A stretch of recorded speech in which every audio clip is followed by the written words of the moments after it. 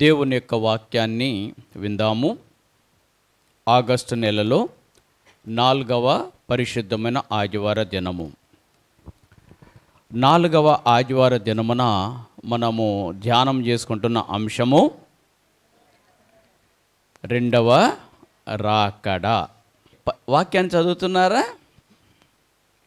పరిశుద్ధ వాక్యాన్ని చదువుతున్నారా? దేవుని యొక్క వాక్యం బాగా చదవాలి. ఎందుకు దేవుని యొక్క వాక్యాన్ని బాగా చదవాలి అంటే, ఈ రోజులు ఎటువంటి రోజులంటే, నీతిమంతుడే రక్షించబడుట దుర్లభమైతే పాపియు భక్తిహీనుడును ఇంకెక్కడ నిలబడతారండి? అర్థమవుతుందా? నీతిమంతుడే రక్షించబడుట దుర్లభమైనటువంటి పరిస్థితుల్లో ఇక పాపియు భక్తిహీనుడు ఎక్కడ ఉండగలుగుతారు? కాబట్టి ఈ చివరి దినాలలో దేవుని బిడ్డలు అనబడేటువంటి వారు ఏ విధముగా చూసినా ఆత్మీయ జీవితాన్ని నష్టపరుచుకోకూడదు. ఆధ్యాత్మిక జీవితాన్ని నష్టపరుచుకోకూడదు. ఎలా నష్టపరుచుకుంటారు? ఏ విధంగా నష్టపరుచుకుంటారు అని అంటే, దైవికముగా జీవించలేకపోవడం వలన, ప్రార్థన లేమి వలన, వాక్యమును చదవకపోవటం వలనను, చదివినా కానీ సరిగ్గా అర్థము చేసుకోలేకపోవటం వలన, దైవ సంబంధమైన విషయాలకు వచ్చి నిర్లక్ష్య వైఖరిని వహించుట వలన చాలామంది తమ ఆధ్యాత్మిక జీవితాన్ని పాడు చేసుకుంటూ ఉంటారు. మనం ఇక్కడనే మత్తయి సువార్త 24వ అధ్యాయం మనం చదివాం కదా. ఈ 25వ అధ్యాయం 8వ వచనములో అక్కడ గొంతెత్తి ఒక గ్రూపు, ఒక వర్గం వారు అడుగుతున్నారు, చెప్తున్నారు. ఏమని చెప్తున్నారంటే, మా దివిటీలు ఆరిపోతున్నాయి, మా దివిటీలు ఆరిపోతున్నాయి. అంటే చాలామంది వెలిగించబడిన వారే, చాలామంది వెలిగించబడిన వారే. కానీ ఇప్పుడు వాళ్ళ పరిస్థితి ఏమిటి అంటే, వాళ్ళల్లో ఉన్నటువంటి ఆ యొక్క దీపాలు ఆరిపోతున్నాయి. ఆ దీపాలు వెలగడములే. మా దివిటీలు ఆరిపోతున్నాయి. ఎంతమంది దివిటీలు ఆరిపోతున్నాయి అని అంటే, వెళ్ళినటువంటి 10 మందిలో, బయలుదేరిన 10 మందిలో 5 దివిటీలు ఆరిపోతున్నాయి. అంటే సగానికి సగం మంది తమ ఆధ్యాత్మిక జీవితాలలో వెలుగును ఆర్పుకునే వారిగా ఉంటూ ఉన్నారు. కనుకనే కడు జాగ్రత్త కలిగి ఈ చివరి దినాలలో మనం జీవించడానికి ప్రయత్నం చేయాలి. ప్రయత్నం చేయాలి. మత్తయి సువార్త 24వ అధ్యాయము 29 నుంచి 31వ వచనం వరకు మనం చదివాం. ఇక్కడ మరలా చెప్తున్నాను, ప్రభు యొక్క రాకడ చాలా ప్రాముఖ్యమైనది. యేసుక్రీస్తు ప్రభువారు తిరిగి మరలా ఈ భూమిపైకి రావడానికంటే ముందు ఎన్నో విషయాలు ఈ భూమిపైన చోటు చేసుకుంటాయి. ఆకాశములో సూచనలు జరుగుతాయి, భూమిపైన వింతలు విడ్డూరాలు జరుగుతాయి, సముద్రములో అలజడులు రేగుతాయి. ఇలా చూస్తే సమస్త ప్రకృతిలో కూడా ఎన్నో కార్యక్రమాలు జరుగుతూ ఉంటాయి. మనం లూకా సువార్త 21వ అధ్యాయము 25వ వచనంలో మనం చూస్తే, లూకా సువార్త 21వ అధ్యాయము 25వ వచనములో, మరియు సూర్య చంద్ర నక్షత్రములలో సూచనలను, భూమి మీద సముద్ర తరంగముల వలన ఘోష వలన కలుగును. చూడండి, అంటే ఇక్కడ మనం చూస్తూ ఉన్నాం యేసుక్రీస్తు ప్రభువారి యొక్క రాకడకు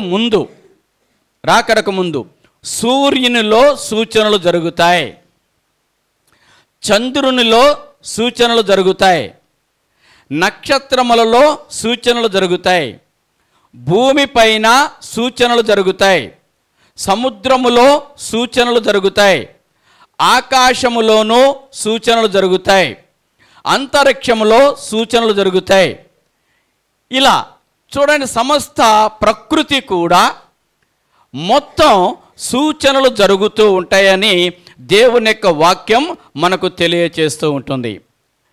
ఇక్కడ మనం చూస్తే ప్రభుని యొక్క రాకడ సిద్ధపడినటువంటి వారికి సంతోషాన్ని కలగజేస్తే, పాపములో జీవిస్తున్న వారికి ఎంతో గొప్ప అపాయకరంగా, ప్రమాదకరంగా ఉంటుంది. ఈ విధంగా మనం చెబితే ప్రపంచమంతా కూడా గొప్ప ప్రమాదకరమైనటువంటి పరిస్థితుల్లో ఉండేటువంటి కాలము ప్రభుని యొక్క రాకడకు ముందు జరిగేటువంటి కార్యక్రమాలు. ఇప్పుడు మరి సిద్ధపడి ఉన్నారా?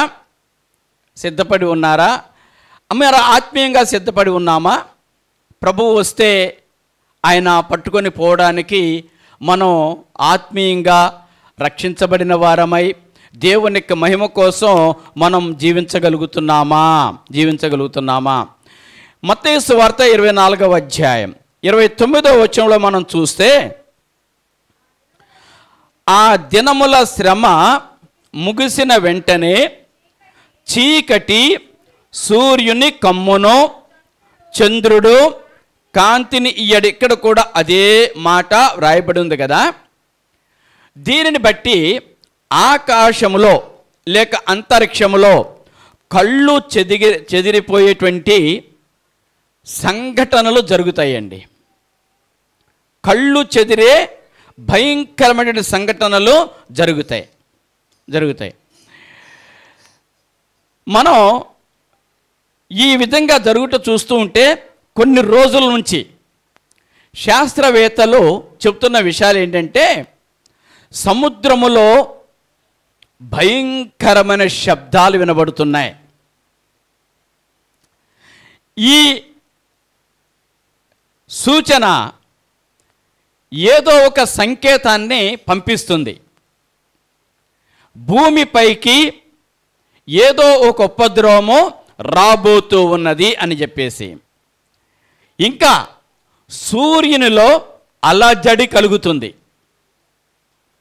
సూర్యునిలో పెను మార్పులు కలుగుతున్నాయి అని చెప్పేసి, డైలీ మీరు న్యూస్ చూసేటువంటి వారైతే, ప్రతిరోజు వార్తలు తెలుసుకునేటువంటి వారైతే, బైబిల్లో ఉన్నటువంటి ప్రతి విషయము కూడా ఈ రోజుల్లో జరుగుతున్నటువంటి సంఘటన మన కళ్ళ ముందు కనబడుతూ ఉంటాయి.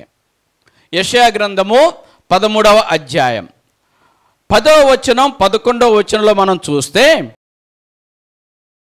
ఆకాశ నక్షత్రములను నక్షత్ర రాసులను తమ వెలుగు ప్రకాశింపనీయవు, ఉదయకాలమున సూర్యుణ్ణి చీకటి కమ్మును, చంద్రుడు ప్రకాశింపడు. లోకుల చెడుతనమును బట్టియు దుష్టుల దోషమును బట్టియు నేను వారిని శిక్షించబోచున్నాను. చాలు. ఇప్పుడు చూడండి, ఇలా మనం చదువుతుంటే ఇవన్నీ జరుగుతాయా, ఇవన్నీ ఎట్లా జరుగుతాయండి అనిపిస్తూ ఉంటుంది కదా. ఇవన్నీ జరుగుతాయా ఏంటి? నక్షత్రములు వెలుగునివ్వవు అని దేవుని యొక్క వాక్యం చెప్తుంది. ఎట్లా జరుగుతుందండి అనిపిస్తుంది కదా. తర్వాత సూర్యుడు తన కాంతిని ఇవ్వడు, సూర్యుడిని చీకటి ఆవరి చేస్తుంది. కానీ ఇవన్నీ జరుగుతాయి, ఇవన్నీ కూడా జరుగుతాయి. జరగబోయేటువంటివే దేవుని యొక్క వాక్యములో వ్రాయబడి ఉన్నది. కాబట్టి నక్షత్రములు కాంతిని కోల్పోతాయి, సూర్యుడిని చీకటి కమ్ముతుంది, వెలుగు ఉండదు. మనుషులు తమ చెడుతనమును బట్టియు తమ దోషములను బట్టియు వారు శిక్షలను అనుభవిస్తారు, వారు శిక్షించబడతారు. కనుకనే దేవుని యొక్క ఇప్పుడు ఇక్కడ ఒక విషయం ఏంటంటే, అన్య జనాంగానికి తెలియదు, మరి దేవుని బిడ్డలకు తెలుసు కదా. మనం క్రైస్తవులం కదా. ఎందుకు క్రైస్తవులం అయ్యాము? దేన్ని బట్టి క్రైస్తవులం అయ్యాము? రక్షణ పొందామా? మారు మనసు పొందామా? మరి తెలిసినటువంటి మనం ఎలా జీవిస్తున్నాం? మనమన్నా కడు భయము కలిగి జీవిస్తున్నామా? శ్రద్ధ కలిగి జీవిస్తున్నామా? ప్రభువు చెప్పినవన్నీ కూడా జరుగుతూ ఉన్నాయి కాబట్టి ఎంతో జాగ్రత్త కలిగి నేను జీవించాలి అనే ఆశ ఎవరిలోనైనా ఉంటూ ఉన్నదా? ప్రభుని యొక్క నామములో తెలియని వారు తెలియనట్లుగానే ఉండని, తెలిసిన వారు కూడా అంత నిర్లక్ష్యం చేస్తే ఎట్లా? తెలిసిన వారు కూడా అంత నిర్లక్ష్యము చేస్తే ఎట్లా? కాబట్టి ఈ రోజుల్లో తెలియని వారు శిక్షకు గురి అవుతున్నారంటే ఒక కారణం ఉంది. మరి తెలిసిన వారు కూడా శిక్షించబడుతున్నారంటే, తెలిసిన వారు కూడా శిక్షకు లోనవుతున్నారంటే ఎందుకలా శిక్షించబడాలి? ఎందుకలా శిక్షకు లోనవ్వాలి? ఈ దినాలలో జరిగేటువంటి కార్యక్రమాలు ఏంటంటే, మత్తయి సువార్త 24వ అధ్యాయం ప్రియ ప్రభు వారు చెప్పినటువంటి మాట. ఇప్పుడు మనం ఆకాశములో సూచనలు, చంద్రునిలో సూచనలు, భూమిపైన సూచనలు, సముద్రములో సూచనలు, నక్షత్రాలు తమ కాంతిని కోల్పోయే పరిస్థితి, ఇవన్నీ చూసాం కదా. 24వ అధ్యాయము 21వ వచనములో ప్రభువు చెప్పినటువంటి మాట చూడండి. లోకారంభము నుండి ఇప్పటి వరకు అటువంటి శ్రమ కలుగలేదు, ఇక ఎప్పుడూ కలగదు. చూడండి, కనుకనే ఆశ్చర్యపడతారు మనుషులు. ఇప్పుడు ఎందుకంటే దేవుని యొక్క వాక్యం చెప్తుంది, ఇప్పటి వరకు అంటే మనిషి యొక్క మనుగడలో, మానవ చరిత్రలో ఇప్పటి వరకు అటువంటి శ్రమ కలగలేదు. కొన్నిసార్లు వ్యక్తిగతంగా మీకు కూడా ఏదైనా కష్టం వచ్చిందనుకోండి, బాధ కలిగిందనుకోండి, మీరు చెప్పేటువంటి మాట ఏమిటంటే, అబ్బా నేను పుట్టింది మొదలుకొని ఇంతటి బాధ నేను ఎప్పుడు కూడా పడలేదు కదా. ఇది నువ్వు పుట్టింది మొదలుకొని ఎప్పటివరకు ఏ బాధ కలగలేదు. అయితే మరి కొంతమంది యొక్క విషయంలో ఏంటంటే, ఎన్నిసార్లు బాధపడ్డా అబ్బా ఇప్పటి వరకు ఇటువంటి బాధపడలేదని అంటూ ఉంటారు వాళ్ళు.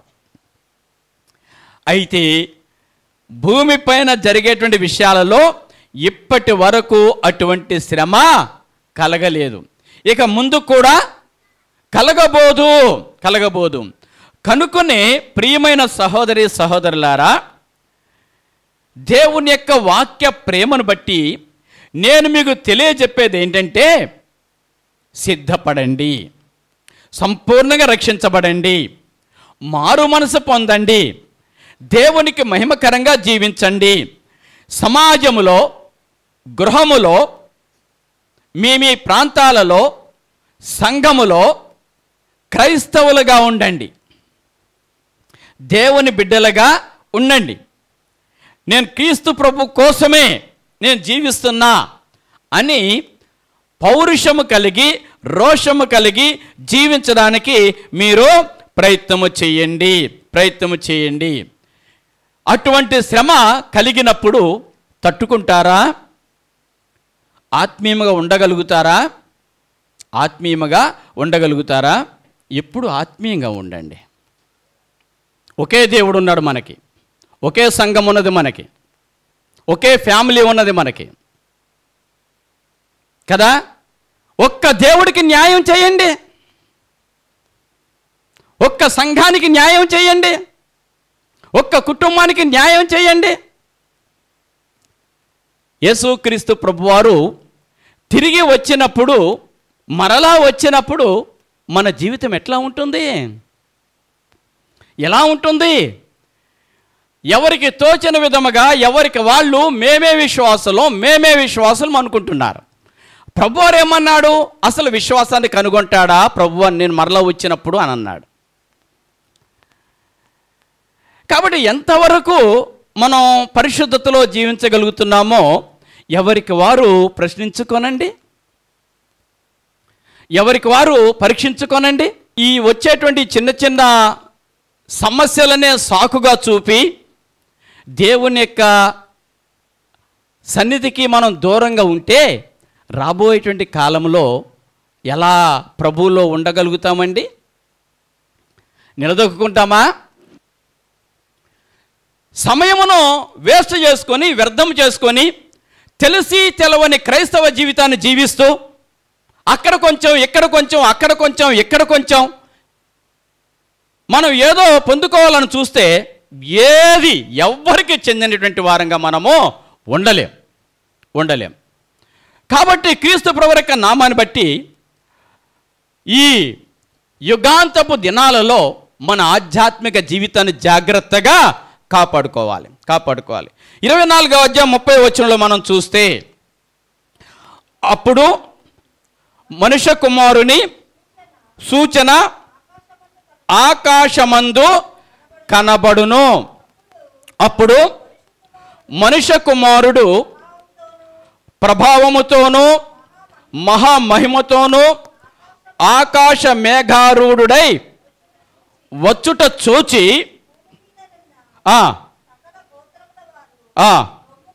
రొమ్ము కొట్టుకొని చాలు.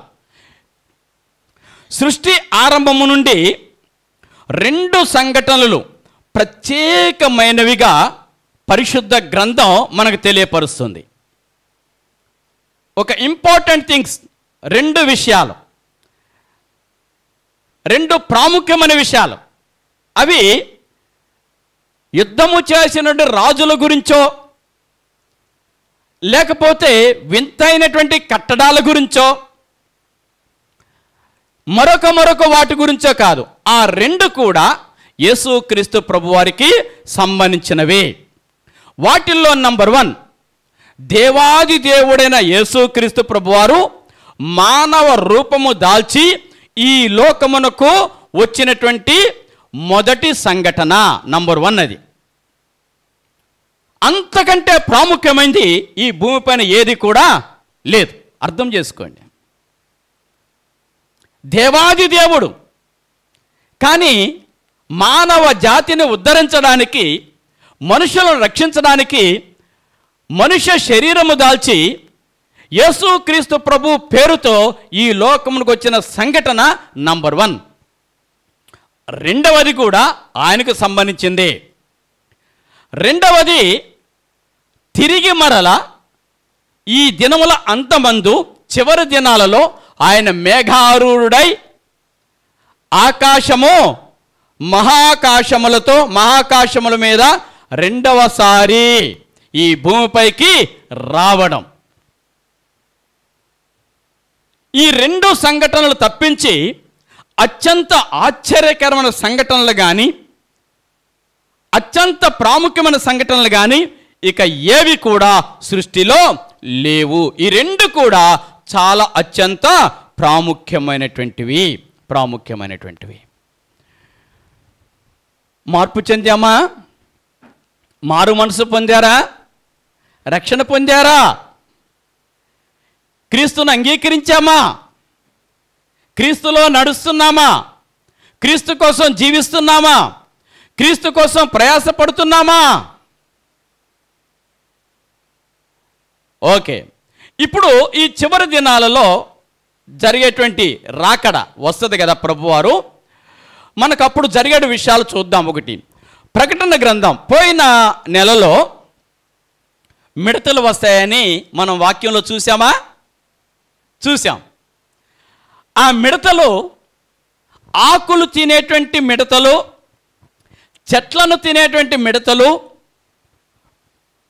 పంట పొలాలను నాశనము చేసేటువంటి మిడతలు. అవి మాత్రమే కాకుండా ఆ రోజుల్లో వచ్చేటువంటి మిడతలకు ఏముంటుంది? తేలు కొండి వంటి కొండి ఉంటుంది. ఒకసారి ఆ మిడత మనిషిని కుట్టితే ఎన్ని నెలలండి? 5 నెలలా? అక్కడే ఉంది. 5 నెలల వరకు విపరీతమైన బాధ, భయంకరమైన బాధ. ఈ వచ్చేటువంటి శ్రమలు తట్టుకోలేక, ఈ వచ్చేటువంటి బాధలు తట్టుకోలేక మనుషులు మరణమును వెతుకుతారు. కానీ మరణము వారికి దొరకదు అని ముగించుకున్నాం అక్కడ. ఓకే, ఇప్పుడు మిడతలు అయిపోయిన తర్వాత ఇంకొకటి మానవుల రూపంలో, అధికారుల రూపంలో రాబోతూ ఉన్నది. అదేంటంటే అదే ప్రకటన గ్రంథంలోనికి వెళ్ళండి, 13వ అధ్యాయం. ప్రకటన గ్రంథం 13వ అధ్యాయం 18వ వచనంలో మనం చూస్తే ఆ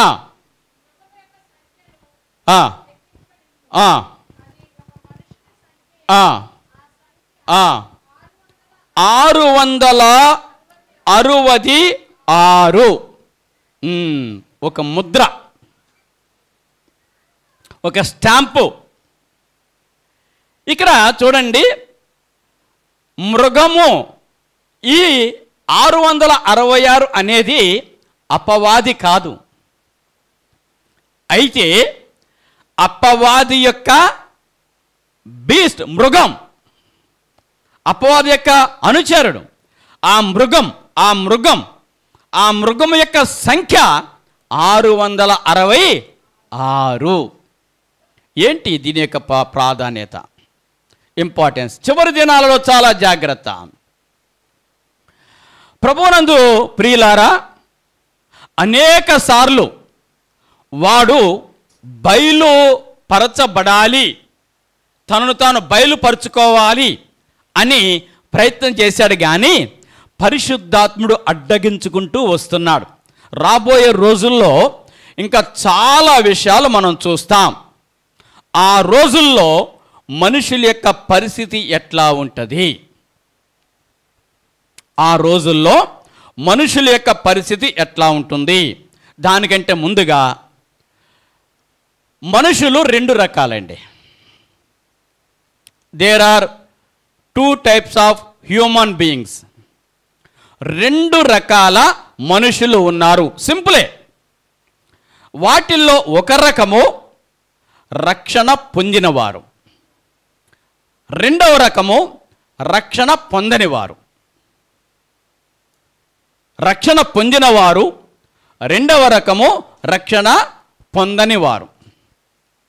ఇప్పుడు చూస్తే రక్షణ పొంది కూడా కొంతమంది దేవుని వదిలిపెట్టేశారు చూడండి. వారు కూడా రక్షణ పొందని వారి జాబితాలోనే ఉన్నారు. ఒకసారి చెప్పనా, నీ సంఘం కాదు, ఆ సంఘం కాదు, ఈ సంఘం కాదు, నా సంఘం కాదు, క్రీస్తు సంఘం. క్రీస్తు సంఘం.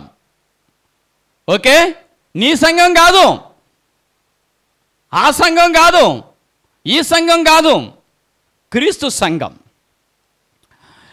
అయితే క్రీస్తు సంఘం యొక్క విధానాన్ని మన ప్రారంభం నుంచి మనం చూస్తే వస్తారు పోతారు, వస్తారు పోతారు, వస్తారు పోతారు. ఒక సంఘంలో జరిగేది కాదు ఇది. ఎప్పుడు జరుగుతుంది? ఇప్పుడు జరుగుతున్నది కాదు కదా, ఇప్పుడు జరుగుతున్నది కాదు, అప్పుడే జరిగింది. అప్పుడు జరిగింది కాబట్టే హెబ్రీ పత్రిక ద్వారా పౌలు తెలియపరుస్తున్నాడు, కొందరు మానుకొనుచున్నట్టుగా సమాజముగా కూడుట మీరు మానక. అంటే ఆ సంఘములో అప్పటికే కొందరు మానుకున్నారు. ఏమండి, కొత్తగా జరుగుతున్నది అనుకుంటున్నారా మీరు? కాదు. అందుకొరకే ఏది జరిగినా చలించకూడదు. ఏది జరిగినా మనం దాన్ని పట్టుకొని వేలాడుతూ మన ఆధ్యాత్మిక జీవితంలో వెనకడుగు వేయకూడదు. ఆ రోజుల్లోనే అంత హెచ్చరించాడంటే ప్రభువుని అంగీకరించి బ్యాప్టిజం తీసుకొని రక్షణ పొంది ప్రార్థన చేసి పరిశుద్ధాత్మ వరాలు పొందుకొని పరిశుద్ధాత్మను కలిగి ఉండి చాలామంది ఏమైపోయారు? మానేశారు. కొందరు మానుకొనుచున్నట్టుగా మీరు సమాజంగా కూడటం మానక. ఈ రోజుల్లో మనకు దేవుని యొక్క వాక్యం చెప్తుంది, ఆ దినము సమీపించటం మీరు చూచిన కొలది మరి ఎక్కువగా అలాగు చేయొచ్చు. 10వ అధ్యాయం 24వ వచనం, కొందరు మానుకొనుచున్నట్టుగా సమాజముగా కూడుట మానక ఒకరినొకడు హెచ్చరించుచు ఆ దినము సమీపించుట మీరు చూచిన కొలది మరి ఎక్కువగా అలాగు చేయుచు ప్రేమ చూపుటకును సత్కార్యములు చేయుటకును ఒకరినొకడు పురికొల్పవలనని. ఇప్పుడు దేవుని యొక్క బిడ్డలైనటువంటి మనం ఏం చేస్తున్నాం? ఏమండి కదా, క్రీస్తు ప్రభు యొక్క నామంలో 9 అయింది, ఎవరు వస్తారులే చర్చికి. 9:15 అయింది, ఎవరు వస్తారులే చర్చికి. 9:30 అయింది, ఎవరు వస్తారులే చర్చికి. 10 అవుతుంది, ఇప్పుడే పాటలు పాడుతూ ఉంటారులే. 10:30 అవుతుంది, ఇప్పుడే పాటలు అయిపోయి ఉంటాయిలే.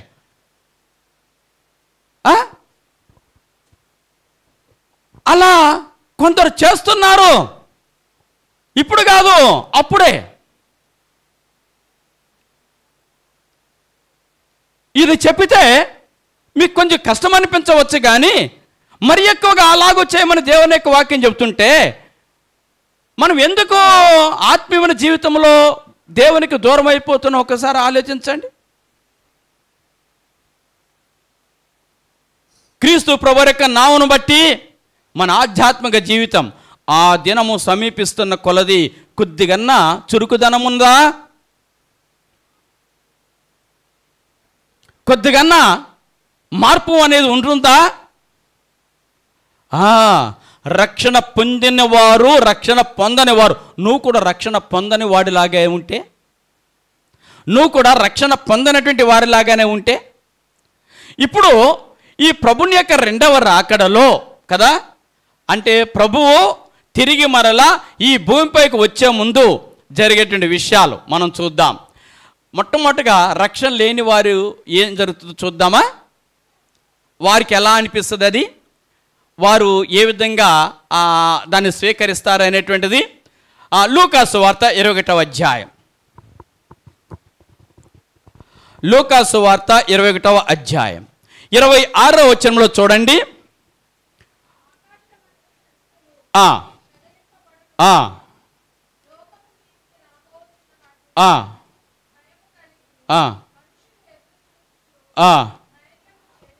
ధైర్యము చెడి కూలుదురు కదా. అంటే ఆ రోజుల్లో జరుగుతున్నటువంటి ఉత్పాతాలకి మనుషులు ధైర్యము చెడి కూలిపోతారు. మనుషులు ధైర్యము చెడి వాళ్ళ ధైర్యం ఇక ఉండదు. కనుకనే ప్రతి దానికి కూడా వాళ్ళు భయపడిపోతారు, ధైర్యము చెడుతారు. ప్రతి దానికి కూడా వాళ్ళు ఆందోళనకు గురి అవుతారు. ఆందోళన గురి. ఇంకొక మాట చూడండి, మత్తయి సువార్త 24వ అధ్యాయం 32వ వచనం, 32వ వచనం కాదు, క్షమించండి, మత్తయి సువార్త 24వ అధ్యాయం 30వ వచనం. వచ్చుట చూచి భూమి మీద ఉన్న సకల గోత్రముల వారు రొమ్ము కొట్టుకుంటారు, అమ్మో అమ్మో అమ్మో అని. ఇప్పుడు ఈ రెండు విషయాలు చూడండి, ఒకటి ధైర్యము చెడి కూలిపోతారు, రెండు రొమ్ము కొట్టుకుంటారు. కానీ నాకైతే ఈ ఆశ్చర్యం లేముండదు. ఎందుకు? ముందు జరగాల్సిన విషయాలే దేవుడు చూపించాడు, రాశాడు. అవి మనకు తెలుసు. ఇప్పుడు రక్షించబడిన వారికి ఏం జరుగుతుంది కదా? రక్షణ పొందిన వారు ధైర్యము చెడి కూలిపోతారు. రెండవదిగా రొమ్ము కొట్టుకుంటారు. ఇప్పుడు రక్షించబడిన వారి యొక్క జీవితం ఎట్లా ఉండమని దేవుని యొక్క వాక్యం చెబుతుందో చూడండి. అదే లూకా సువార్త 21వ అధ్యాయం 28వ వచనంలో చూడండి.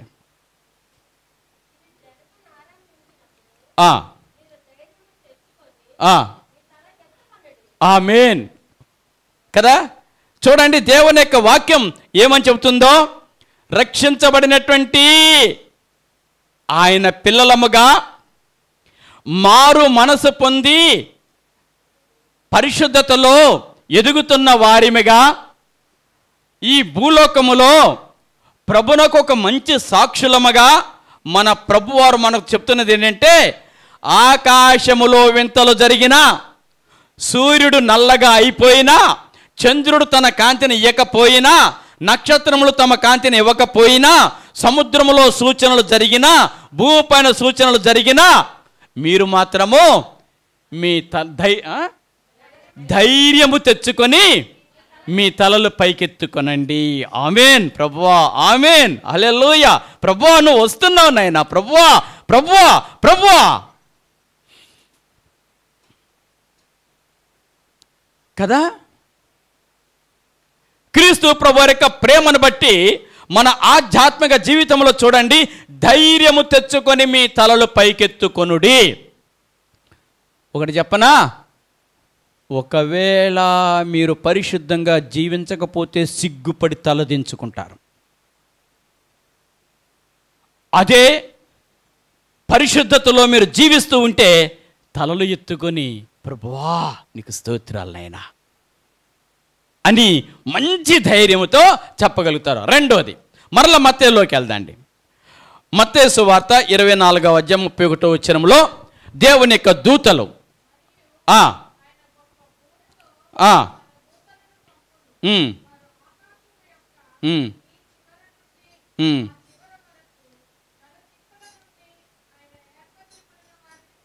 ఆమేన్, హల్లెలూయా.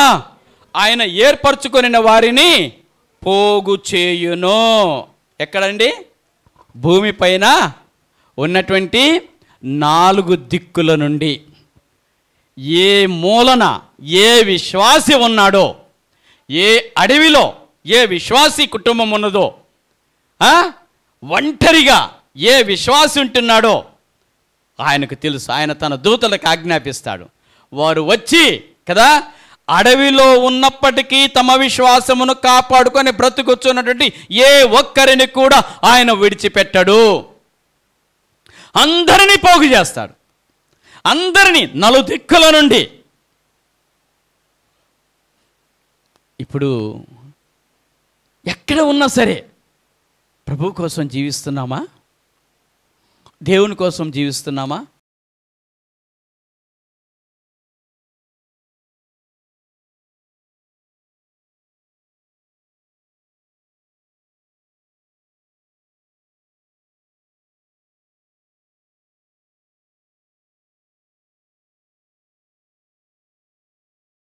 క్రీస్తు విరోధి వాడు ప్రవేశపెట్టేటువంటి నంబరే ఈ 666.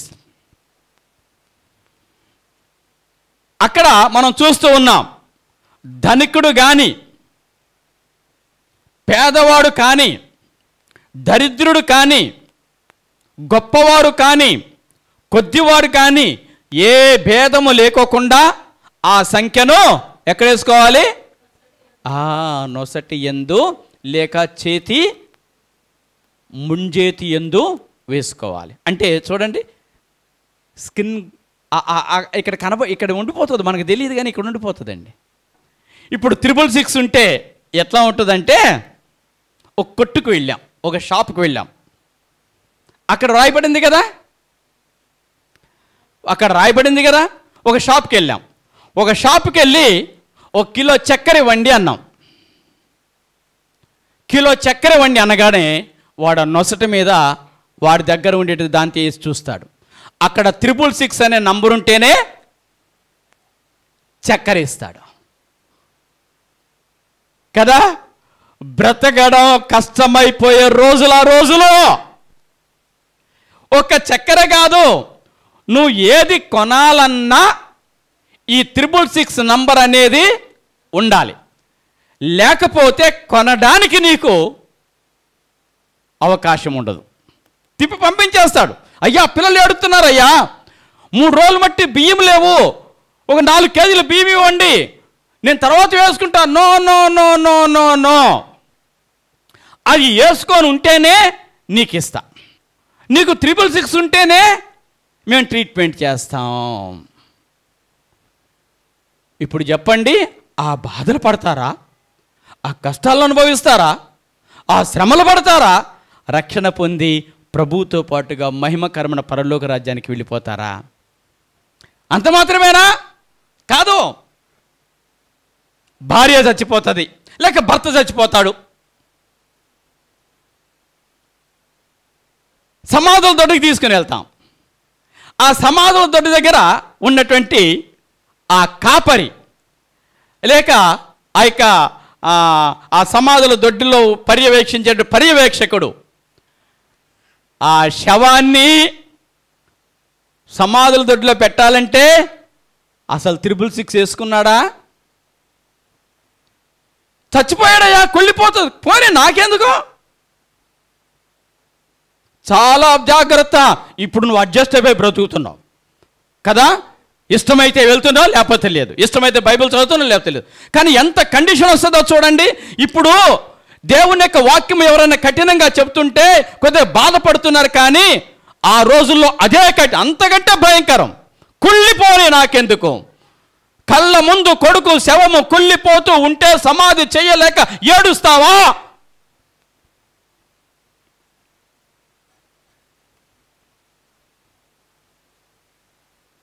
ఒక్కసారి ఆలోచించండి. ఇవన్నీ హెచ్చరికలు కాదు, ఇవన్నీ సూచనలు కాదా? ట్రీట్మెంట్ కావాలంటే, ప్రయాణం చేయాలంటే బస్సు ఎక్కేటప్పుడు నిన్ను తోసేస్తాడు. నీకు 666 లేదు. 666 వేసుకుంటే నరకానికి పోతావు. 666 వేసుకోకుండా బ్రతకాలంటే బ్రతకలేవు. ఎట్లా? సందిగ్ధావస్థ. ఈ మాత్రం కూడా తెలియని వారు 666 వేసుకుంటారు వాళ్ళకి. కానీ తెలిసినటువంటి క్రైస్తవులు ఈ లోకంలో నామకార్థంగా జీవించి అటు జీవించి ఇటు జీవించి ఎటు జీవించలేక ఆత్మీయంగా ఉండలేక బ్రతుకుతున్న వారి యొక్క జీవితం ఎంత దుర్భరం అయిపోద్దో ఆలోచించండి.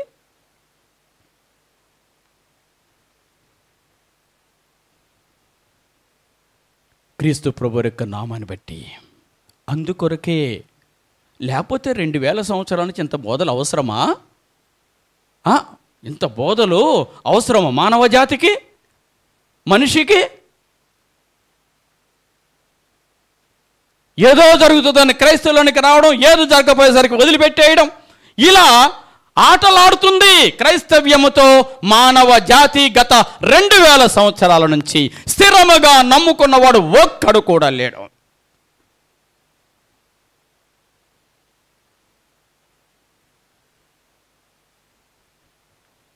ఎంత దుర్భరమైపోతుందో చూడండి. ప్రసవ నొప్పులతో బాధపడుతూ ఉన్నా సరే హాస్పిటల్లో ఎంట్రీ కావాలంటే 666 ఉందా లేదా? నువ్వు ఏ పని చేయాలన్నా సరే 666. జీవించలేమా? జీవించినంత కాలం కాస్త నీతిగా ఉండలేమా? యథార్థంగా జీవించలేమా? పరిశుద్ధంగా ఉండలేమా? మన నోటిని అదుపులో చేసుకోలేమా? మనల్ని మనం తగ్గించుకొని ఉండలేమా? ఏం పొందుకుంటాం హెచ్చించుకొని? ఏం పొందుకుంటాం గర్వపడి? ఏం పొందుకుంటాం దేవునికి దూరం అయిపోయి?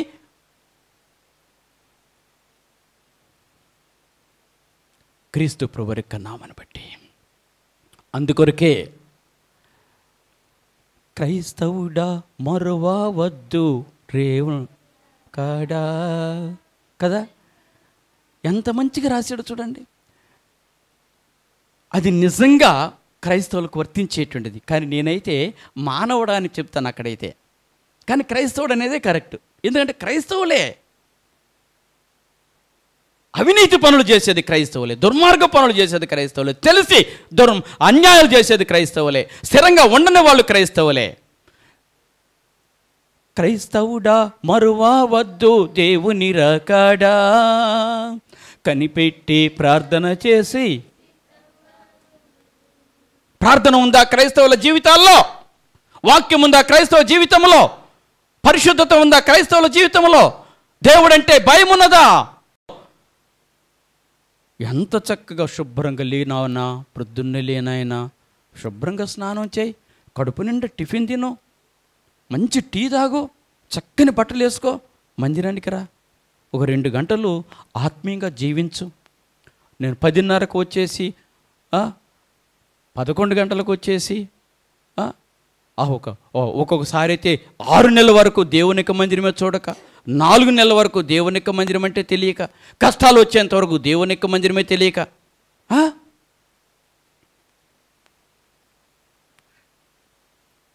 బాగా ఆలోచన చేయండి. ప్రభువునందు ప్రియులారా, అక్కడ ఎంతో కఠినత్వాన్ని ఎదుర్కొంటాం, తిరస్కారాన్ని ఎదుర్కొంటాం. ఆ పరిస్థితుల్లో 666 ముద్ర లేకపోతే అలాంటి ఒక దుస్థితి, 666 ముద్ర వేస్తే గ్యారెంటీగా నిత్యం నరకమే కాదు, ఇక నో, అది ఎక్స్క్యూజ్ లేదు ఆ తర్వాత మాత్రం. ఇప్పుడైతే ఆడుతున్నావు పాడుతున్నావు, ఆడతా పాడతా ఇష్టం ఉంటే ఇష్టం లేకపోతే ఎట్లా కొట్లా జీవిస్తున్నావు. కనీసం ఇప్పటికైనా ప్రభు వారి వైపు మనం మరలడానికి, మన కుటుంబాన్ని కూడా మరల్చుకోవడానికి ప్రయత్నం చేద్దాం, ప్రార్థన చేద్దాం. దేవుని యొక్క నామాన్ని బట్టి ఇంకా చాలా విషయాలు దేవుని యొక్క వాక్యములు ఉంటూ ఉన్నాయి.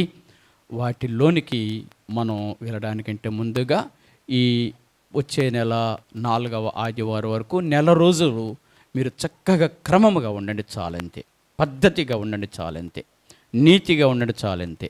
ఒక్క పురుషునికి లోబడినట్లుగా సంఘం ఉండాలని దేవుని యొక్క వాక్యం మనకు అది కూడా వస్తుంది.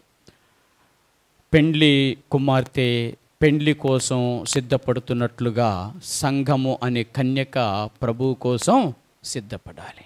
రండి ప్రార్థన చేసుకున్నాం. దేవుడు అటువంటి ఒక కృప మనందరికీ ప్రియ ప్రభువారు అనుగ్రహించునుగాక.